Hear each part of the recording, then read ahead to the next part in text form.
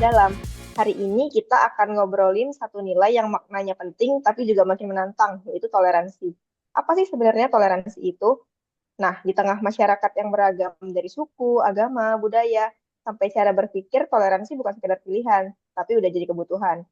Gimana ya caranya biar kita tetap bisa saling menghargai, bahkan saat kita nggak sepakat? Nah, itu yang akan kita bahas hari ini. Sebelum masuk ke topik hari ini, kenalan dulu dong sama tim seru di balik hari ini yang juga berasal dari berbagai daerah.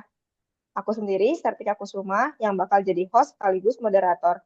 Lalu ada Kak Rizka Nabila, Kak Rizky Fajarani Lubis, Bang Roni Vanitra, Kak Ruth Yuriska, Kak Sartika Indah, dan Kak Swastika Nusantari. Ayo kita perkenalan dulu ya satu-satu masing-masing. Halo, kenalin nama aku Rizka Nabila, asal dari Bukit Tinggi dan penempatan dari BPK Sumatera Barat.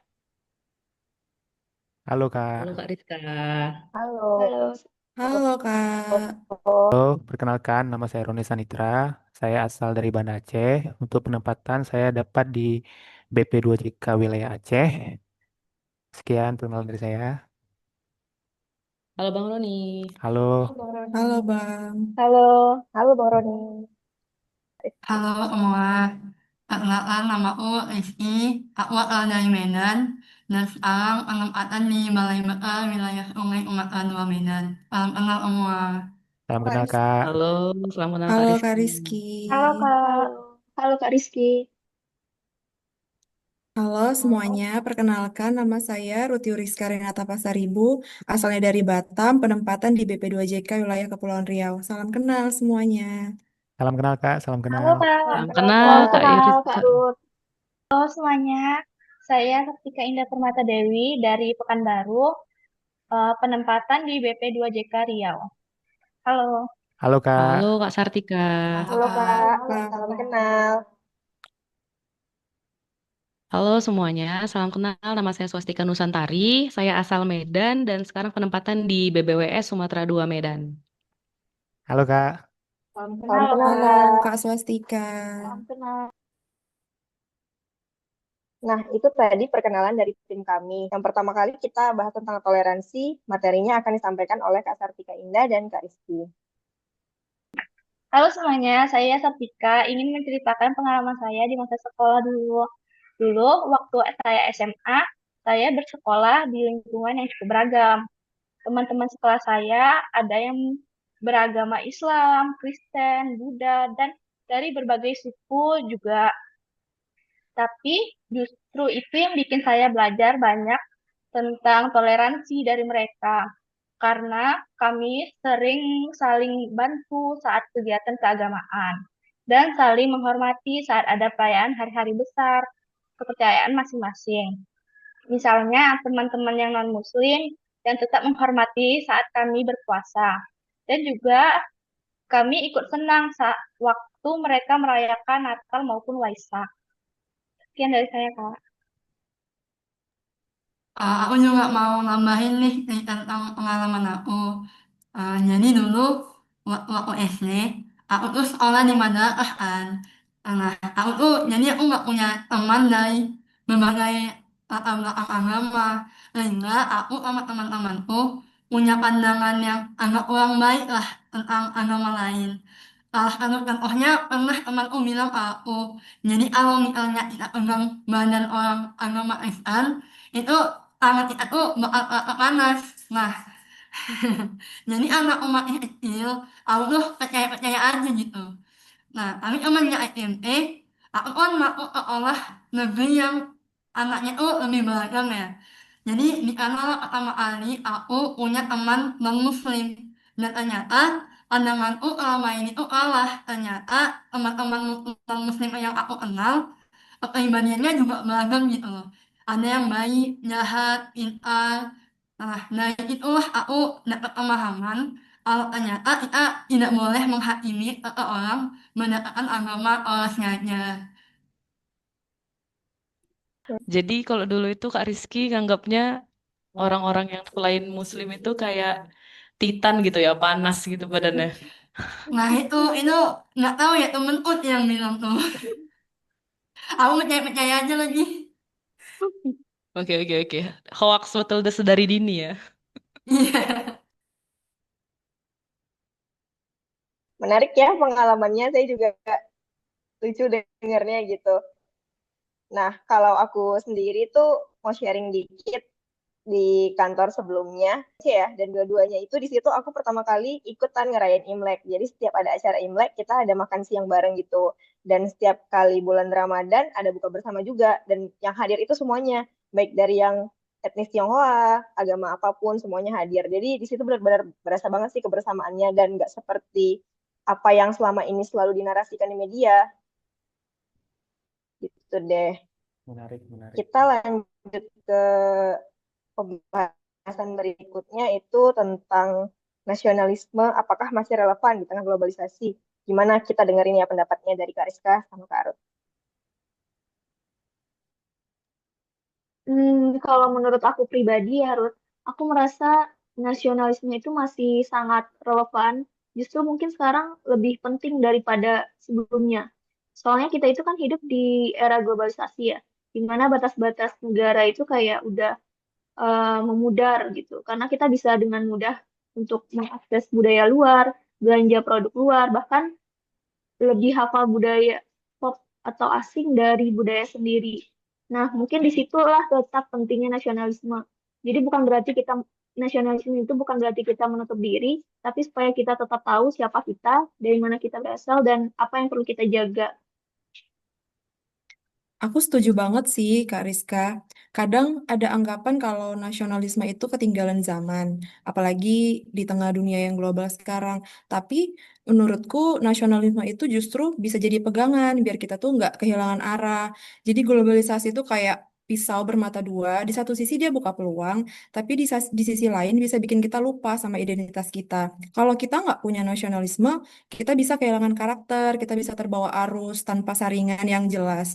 Jadi, buat aku, nasionalisme sekarang harus kita wujudkan dengan cara yang kontekstual. Misalnya, kita sebagai generasi muda nunjukin nih nasionalisme kita lewat karya kreatif, kontribusi kita di medsos, nggak tergiring opini-opini tren-tren negatif, tapi kita share hal-hal yang positif, atau kita berpikir kritis terhadap isu-isu yang saat ini berkembang. Karena cinta tanah air itu bukan cuma tentang slogan, tapi tentang tindakan kita.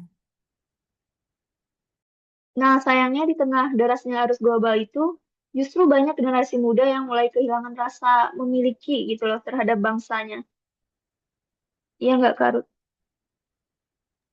Nah, sejalan nih Kak, sekarang lagi marak nih fenomena apatisme. Eh, Menurut Kakak apa sih apatisme itu dalam hal berbangsa dan bernegara?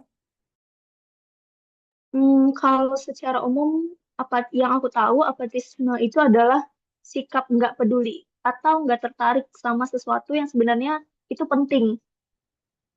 Kalau misalnya apatisme dikaitkan sama berbangsa dan bernegara, mungkin eh, bisa dikatakan bahwa fenomena apatisme di bangsa dan negara itu adalah generasi muda kita yang nggak tertarik sama hal-hal yang eh, berbau bangsa dan negara gitu. Contohnya nih, kalau kalau kita lihat kayak kemarin, misalnya banyak generasi muda kita yang nggak ikut pemilu karena merasa semua politis itu sama aja, atau mereka yang eh, atau isu sosial yang ada di sekitaran kita yang dianggap bahwa itu tuh bukan urusan mereka, jadi nggak tertarik untuk mengikuti isu tersebut. Begitu, Kak Ruth. Waduh, gawat juga ya Kak kalau kayak gitu. Tapi mungkin mereka punya alasan nih, misalnya mereka kecewa sama janji-janji politik yang nggak ditepatin, terus korupsinya merajalela. Jadi orang-orang pada trust issue nih. Belum lagi semua orang kan sibuk nih sama kehidupannya masing-masing, sekolah, kuliah, kerja.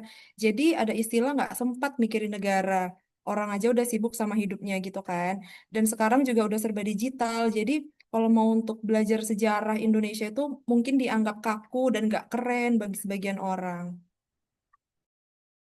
Tapi kita nggak boleh kayak gitu, karena sebagai generasi muda tuh kita harusnya menyadari bahwa perubahan itu dimulai dari diri sendiri. Nggak harus jadi pejabat kok, tapi bisa dimulai dari hal sederhana, misalnya aja kayak buang sampah pada tempatnya, taat hukum, dan tidak menyebarkan hoaks. Nah, tunjukkan kita itu sebagai generasi muda bahwa mencintai bangsa itu keren, bukan kuno. Wah, keren nih insight-nya Kak Rizka. Bener juga nih, Indonesia kan rumah kita ya. Kalau rumah kita rusak, berarti kita juga yang terdampak. Eh, Mari kita ajak yuk, Kak Riz, generasi muda yang lain untuk peduli dan punya rasa memiliki. Terus ada lagi nih, Kak, eh, tren Indonesia gelap versus Indonesia cerah. Gimana tuh, Kak?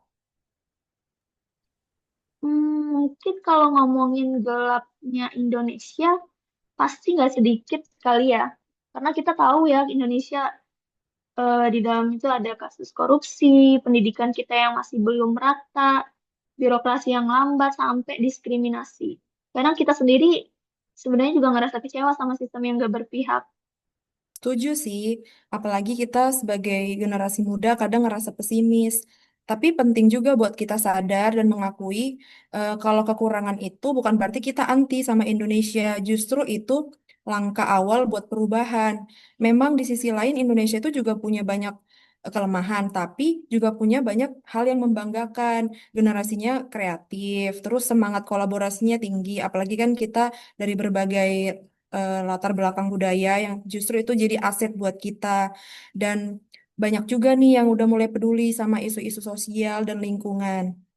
Iya, betul banget, Kak Ruth. Kita lihat aja gerakan anak muda di media sosial, terus UMKM lokal yang mulai berkembang, komunitas yang bantu pendidikan di daerah, sampai teknologi yang mulai dipakai buat transparansi. Nah, itu kan, itu semua ibaratnya kayak cahaya kecil yang menyala di tengah kegelapannya tantangan gitu. Jadi buat kita, Indonesia cerah bukan tentang negara yang sempurna, tapi tentang rakyatnya yang gak berhenti untuk mencoba dan berharap. Bener, kita mungkin belum bisa mengubah segalanya sekarang, tapi kalau kita kritis, aktif, punya empati, pasti kita bisa jadi bagian dari terang itu sendiri. Di tengah berbagai perbedaan, kita punya satu tujuan, yaitu melihat Indonesia yang lebih baik. Wah, makasih banyak ya Kak Rizka sama Kak Ruth atas pandangannya yang luar biasa. Gitu kita lanjut ya ke topik menarik berikutnya yang akan disampaikan oleh Bang Roni dan Kak Swastika. Nah, terima kasih moderator. Menarik ya topik yang dibahas oleh kawan-kawan sebelumnya.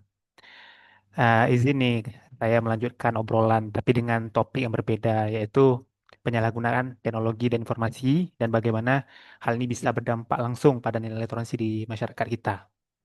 Kita tahu ya kawan-kawan, teknologi itu kan luar biasa, tapi di tangan yang salah itu bisa jadi alat untuk menyebarkan kebencian, memecah belah, bahkan merusak kerukunan yang sudah kita bangun bersama. Saya pernah menyaksikan sendiri bagaimana hoax yang menyangkut isu agama dan etnis menyebar di media sosial. Misalnya ada narasi palsu yang menyebutkan kelompok agama tertentu yang melakukan tindakan ekstrim. Padahal itu tidak benar. Tapi karena disebarkan terus-menerus, banyak orang yang mulai percaya dan akhirnya muncul prasangka. Inilah bahaya disinformasi, bukan cuma soal salah informasi, tapi juga soal bagaimana ia merusak toleransi. Sebagaimana tema kita tadi ya. Kita jadi mudah curiga, mudah marah, dan lupa bahwa Indonesia dibangun di atas keberagaman. Mari kawan, sebagai generasi muda, ya, apalagi sebagai CSN, ya, kita harus jadi garda terdepan dalam menjaga ruang digital yang sehat dan inklusif. Literasi digital bukan hanya cuman berita palsu, tapi juga menghargai perbedaan, tidak mudah terprovokasi, dan berani menyuarakan kebenaran. Bayangkan kalau kita semua bisa mencari informasi sebelum menyebarkannya, atau mengedukasi orang di sekitar kita untuk berpikir kritis, dan juga tenang serta menghargai pendapat orang lain meskipun berbeda. Itulah bentuk nyata dari toleransi di era digital, bukan cuma diam tapi aktif menjaga ruang publik dan menjaga kebencian profesi. Teknologi bisa memperkuat persatuan, tapi juga bisa menjadi alat perpecahan. Semua tergantung kita, kawan-kawan, bagaimana cara kita menggunakannya dan untuk apa kita gunakan. Terima kasih. Oke, Bang Roni, bagus banget ya. Ini nyambung aja dari Bang Roni sebelumnya mengenai digital dan informasi ya, mengenai toleransi, itu lebih ke hoax ya Bang Roni ya. Jadi kalau dari saya sih, memang kalau misalnya hoax itu kan memang informasi palsu yang memang sengaja dibuat itu untuk menipu, membohongi, provokasi massa. Tapi yang paling berbahayanya itu hoax juga sering menyasar isu-isu yang sensitif kayak agama, etnis, Lalu sekarang lagi hot-hotnya nih LGBT atau orientasi seksual. Lalu saat hoax itu nyebar, dia malah bisa memecah belah masyarakat, menimbulkan rasa curiga atau bahkan kebencian sendiri sama beberapa kelompok-kelompok tertentu. Lalu saya juga ada mau nambahin nih cerita-cerita. Cerita pribadi sih. Dulu pas masih SD itu saya kan sekolahnya itu di eh, sekolah yang swasta muslim lah. Jadi pas masuk SMP, SMP-nya SMP negeri. Otomatis itu kan beragam tuh dari suku, agama, budayanya tuh beragam lah. Nah, dicekokin sama orang-orang tua, tetangga dan sekitarnya, karena saya Muslim, dibilang pokoknya berteman sama mereka, mereka itu kasar, mereka itu nggak baik.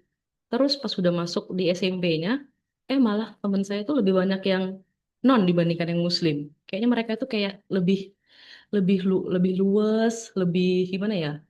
Baik-baiknya tuh luar biasa lah. Jadi memang udah dari kecil sih keseringan kita itu udah dari awal tuh udah dari kecil dibikin kayak dikasih hoax-hoax yang eh, sedikit sedikit sedikit tapi lama-lama jadi kayak suatu kepercayaan sama diri kita sendiri kayak gitu. Itu sih dari pengalaman saya. Jadi lebihnya jadi kayak contoh hoax ini di sekarang ini kayak banyak kayak kristenisasi atau mungkin aliran sesat kayak Syiah atau Ahmadiyah, LGBT. Sebenarnya banyak isu-isu itu tuh nggak mendasar, tapi karena disebar terus menerus, jadi banyak yang percaya. Terus parahnya lagi, karena algoritma, jadi kita itu sering dicekokin itu terus tuh, padahal itu belum tentu benar, kayak gitu. Terus kenapa sih kita sering tertipu nih sama hoax? Karena kan memang hoax itu memang sengaja dirancang untuk memancing emosi kita ya, memancing emosi tentang toleransi. Kadang-kadang orang yang memang udah tersulut dari awal tuh memang ada sentimen tertentu, dipancing sedikit aja udah langsung dibesar-besarkan. Lebih seringnya seperti itu. Judulnya itu dikasih kayak bombastis, provokatif, terus seringkali dikaitkan sama identitas kelompok. Nah, di era digital sering kita tuh baca itu tanpa verifikasi. Contoh nyatanya, orang tua saya sendiri kalau misalnya suka share-share tuh dari Facebook, dari WA, itu udah berita hoax semua tuh. Udah gitu dikasih tahu, "Mak, Pak, itu salah." Udah susah lagi dikasih tahu. Malah ibaratnya kayak bedegil kalau di Medan tuh bedegil dikasih tahu, malah nggak mau dikasih tahu kayak gitulah ibaratnya. Itulah contoh kecilnya. Jadi yang bisa kita lakukan tuh apa? Yang pertama itu ya tingkatkan dulu literasi kita. Jangan asal share dulu, terus cek dulu sumbernya. Terus yang kedua itu dukung moderasi beragama. Kita perlu ruang juga untuk berdialog, bukan ruang debat atau menyudutkan satu sama lain lah. Lalu yang ketiga itu juga jadi agen toleransi. Kalau misalnya ada hoax yang menyebar, ya kita bisa counter tuh, lawan dengan fakta. Jadi nggak dengan marah-marah ataupun dengan emosi negatif lah, tapi dengan edukasi. Jadi menurut saya memang hoax itu bukan cuma informasi palsu, tapi juga bisa racun yang merusak toleransi sama kebinekaan kita sebagai warga Indonesia. Begitu sih. Terima kasih kesempatannya moderator. Jadi dari semua narasumber yang keren-keren tadi itu berarti kita bisa simpulkan bahwa toleransi itu penting. Pengalaman pribadi dari para narasumber tadi juga bisa nunjukin kalau interaksi langsung dengan orang-orang yang beda latar belakang itu sebenarnya nggak masalah. Dan semua itu tuh cuma prasangka yang selama ini disebarluaskan terus-menerus, jadi terpanam di otak kita, padahal sebenarnya itu belum tentu benar ya. Di lingkungan yang beragam, di sekolah ataupun di tempat kerja, harusnya kita selalu belajar untuk saling menghormati dan menciptakan kebersamaan. Nasionalisme juga di era globalisasi ini tuh bukan kuno kok, tapi hal yang penting untuk menjaga identitas bangsa kita di tengah arus globalisasi. Harapannya di tengah tantangan bangsa, walaupun menghadapi berbagai masalah yang seperti disebutkan tadi Indonesia gelap, seperti korupsi atau birokrasi yang lambat, narasumber tetap bisa melihat banyak harapan ya. Yang dimaksud dengan Indonesia cerah tadi, harapan ini sendiri berasal dari kreativitas generasi muda, semangat kolaborasi, dan kepedulian terhadap isu sosial. Dan untuk hoax tadi, solusinya kita sebagai generasi muda harus pandai-pandai memfilter mana yang fakta dan mana yang hoax. Dan tidak asal share informasi ataupun konten cuman karena itu menarik atau karena itu lagi hype. Padahal sebenarnya hal itu belum tentu benar gitu. Kita sebagai generasi muda dan calon ASN harus menjadi agen-agen yang memberantas hoax dan meningkatkan toleransi maupun mendukung literasi digital. Mungkin itu aja ya teman-teman podcast kita hari ini. Semoga bermanfaat. Makasih atas materinya dari narasumber-narasumber yang keren. Sampai jumpa di podcast selanjutnya. Terima kasih Kak, terima kasih. Baik, terima kasih atas waktunya. Selamat melanjutkan aktivitas. 1, 2,